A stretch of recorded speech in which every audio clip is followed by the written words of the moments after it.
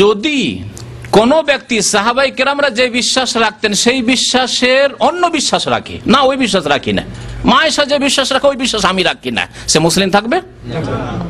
একমত ইনশাআল্লাহ তাআলা। কারণ আল্লাহ পাক কোরআনে কারীমে বলেছেন ফাইন আমানু বিমিসলি মা আমানতুম বিহি, সূরা বাকারায় আল্লাহ পাক ইরশাদ করেছেন তারা যদি ঈমান নিয়ে আসে, মানে পরবর্তী লোকেরা, আমাদের সম্পর্কে আল্লাহ বলছেন। সাহাবায়ে কেরামের পরের জামানা সম্পর্কে বলা হচ্ছে, তাবেঈনদের থেকে শুরু করে কিয়ামত পর্যন্ত যত মানুষ আসবে তারা যদি ঈমান নিয়ে আসে বিমিসলি মা আমানতুম বিহি, তোমরা যেমন ঈমান নিয়ে এসেছো হে রাসূল মুহাম্মদ সাল্লাল্লাহু আলাইহি ওয়াসাল্লাম, হে আবু বকর ওমর, হে সাহাবায়ে কেরাম, তোমরা যেমন ঈমান নিয়ে এসেছো ওই রকম যদি তারা ঈমান নিয়ে আসে ফাকাদ ইহতাদাউ, তাহলে হিদায়াত পাবে। হে আয়েশা, তোমরা যেমন ঈমান নিয়ে এসেছো, উম্মে সালামা, উম্মে হাবিবা, তোমরা যেমন ঈমান নিয়ে এসেছো সেই রকম ঈমান যদি তারা নিয়ে আসে, সেই রকম বিশ্বাস করে, তাহলেই তারা হিদায়াত পাবে।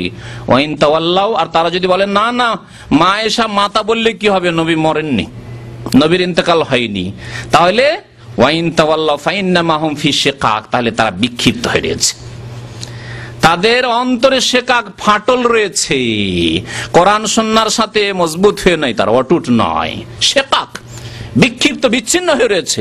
ফাসায়াকফিকাহুমুল্লাহ, আল্লাহ পাক বলছেন এদের জন্য আল্লাহ পাক যথেষ্ট।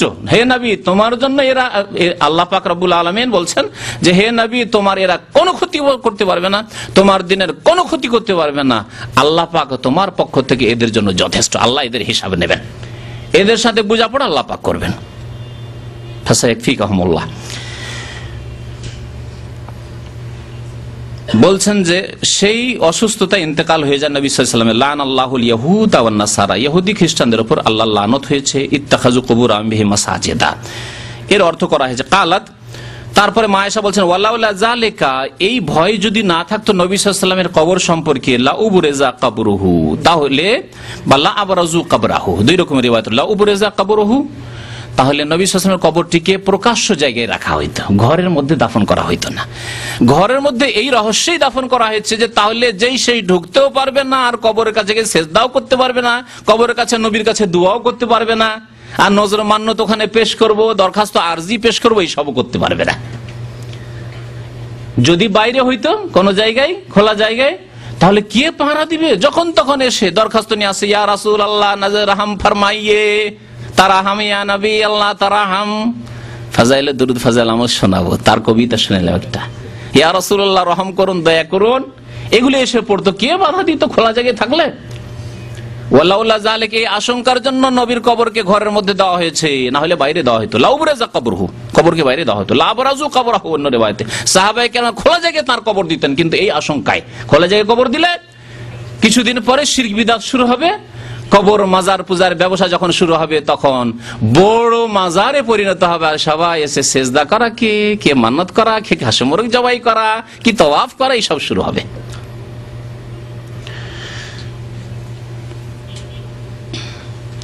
গায়রা আন্নাহু খুশিয়া আন ইত্তাখাযা মসজিদান, আশঙ্কা এই করা হয়েছিল যে নবীর কবরকে যাতে মসজিদ না বানিয়ে না হয়, এমন না হয় যে কোনো শাসক আসবে, কোন প্রভাবশালী লোকেরা আসবে, পয়সার লোকেরা আসবে, পয়সা আছে, নবীর কবর উপর মসজিদ তৈরি করা হোক, এই ভয়ে ঘরের মধ্যে কবর দেওয়া হয়েছে। আলহামদুলিল্লাহ 1400 বছর ইতিহাসে ঘর তখনও ছিল, এখনো ওই ঘর হয়ে আছে। কার ঘর? মা আয়েশা রাদিয়াল্লাহু তাআলা আনহার ঘর, নবী সাল্লাল্লাহু আলাইহি ওয়াসাল্লামের ছোট বিবির ঘর, ওই ঘরেই দাফন হয়েছে, ওই ঘর ঘরই আছে, কোন একদিনের জন্য সেই ঘরের মধ্যে কোনো নামাজ হয়নি। সুতরাং বিদআতীদের ভ্রান্ত ধারণা, অনেকে বলে মসজিদের মধ্যে, মসজিদ চারিদিকে করে হয়ে গেছে, কিন্তু ঘর ঘরই আছে, সেই জায়গায় কোনোদিন না মসজিদ ছিল একদিনের জন্য, না সেজদা হয়েছে, না নামাজ হয়েছে, সেখানে ঘর ঘর আছে আপন জায়গায়, এবং কয়েক ঘেরা বেড়া দিয়ে ঘেরা আছে যাতে করে কেউ ওর মধ্যে ঢুকতে না পারে, এবং সরাসরি কিবলা বানিয়ে তাকে সামনে সেজদা না করতে পারে। তারপর যাদের অন্তর বাঁকা, যাদের অন্তরে বকরত আছে, ফাম্মাল্লাযিনা ফি কুলুবিহিম যায়গুন, আল্লাহ পাক বলছেন সূরা আলে ইমরানের শুরুতে, যাদের অন্তর বাঁকা, তো বাঁকা অন্তর নিয়ে ওখানে যায়, কত রকমের দরখাস্ত নিয়ে যায়, নবীর দরবারে হাজিরা দিতে যাচ্ছি, নবীর দরবারে মনের কামনা বাসনা পূরণের জন্য যাচ্ছে, নবীর কবরের কাছে গিয়ে বেশি বেশি নামাজ পড়বো, দোয়া করবো, তাহলে দোয়াটা তাড়াতাড়ি দ্রুত একেবারে কবুল হবে, হটলাইন পেয়ে যাব, এইসব ভ্রান্ত ধারণা।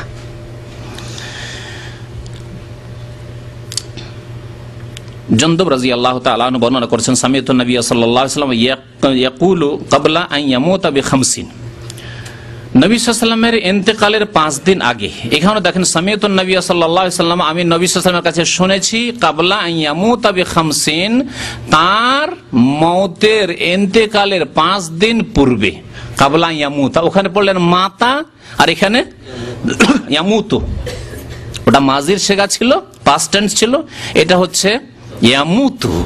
তার ইন্তেকালের 5 দিন পূর্বে আমি শুনেছি, ওয়াহুয়া ইয়াকুলু, তিনি সাল্লাল্লাহু আলাইহি সাল্লাম ইরশাদ করছিলেন, ইন্নী আবরাউ ইলাল্লাহ আন ইয়াকুনা লি মিনকুম খলিল, আমি সম্পর্ক ছেদের ঘোষণা করছি যে আমার আল্লাহ ছাড়া কেউ খলিল অন্তরঙ্গ বন্ধু নেই।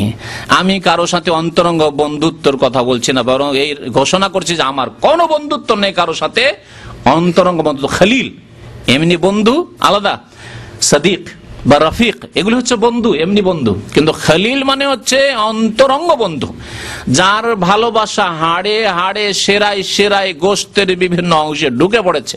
এইরকম বন্ধুত্ব ভালোবাসাকে বলে খলিল। নবী সাল্লাল্লাহু আলাইহি ওয়াসাল্লাম বলছেন আমার একমাত্র খলিল, ফাইনাল্লাহ তাআলা কাদ ইত্তাখাযানি খলিলা, কারণ আল্লাহ পাক আমাকে অন্তরঙ্গ বন্ধু খলিল বানিয়েছেন।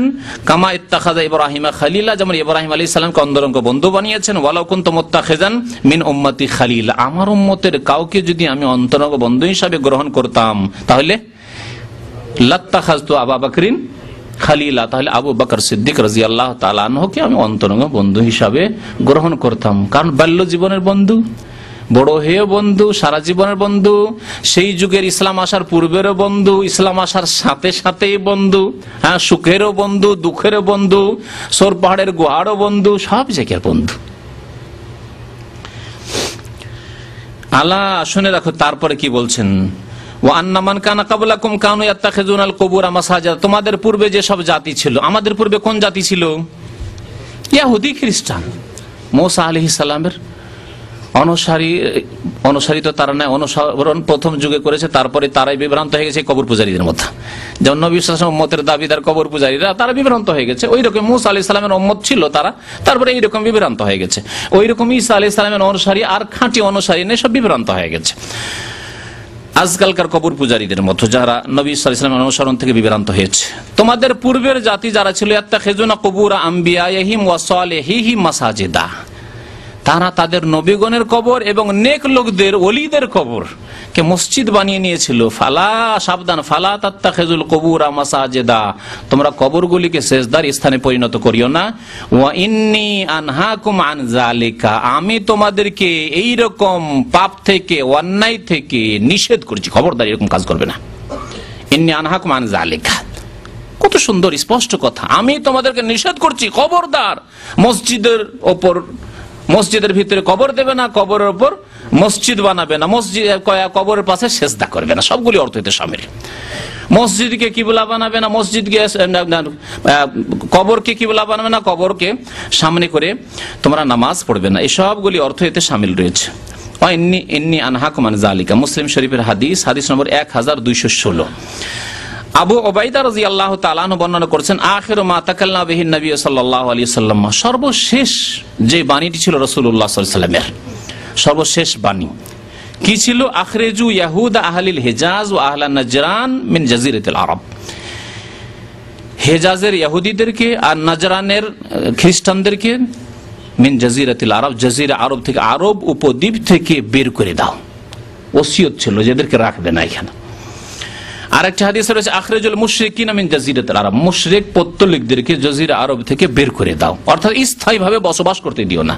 তবে যদি দেশের প্রয়োজন হয়, সেজন্য ক্ষণিকের জন্য, কিছুদিনের জন্য নিয়ে আসে আর কাজ করে আবার ফিরে যায়, তাহলে এটা চলে আসছে, 1400 বছর ইতিহাসে চলে আসছে, এরকম করা যেতে পারে। কিন্তু ওলামারা বলছে স্থায়ীভাবে বসবাস করে জাজিরা আরবে, নবী সাল্লাল্লাহু আলাইহি ওয়াসাল্লাম উপদেশ করেছেন, খবরদার তাদেরকে এখানে রাখিও না, স্থায়ীভাবে নাগরিকত্ব দিয়ে রাখিও না।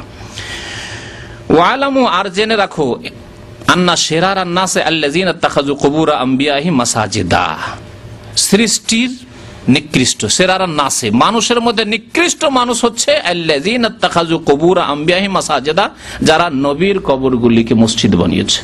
তাহলে এখানে আরেকটি কথা বলি, নবী, আচ্ছা নবীকে এক জায়গায় রাখেন, তারপরে রাখেন আরেক জায়গায় আল্লাহর ওলি সালেহিনকে রাখেন, হ্যাঁ, সাহাবায়ে কেরাম, তাবে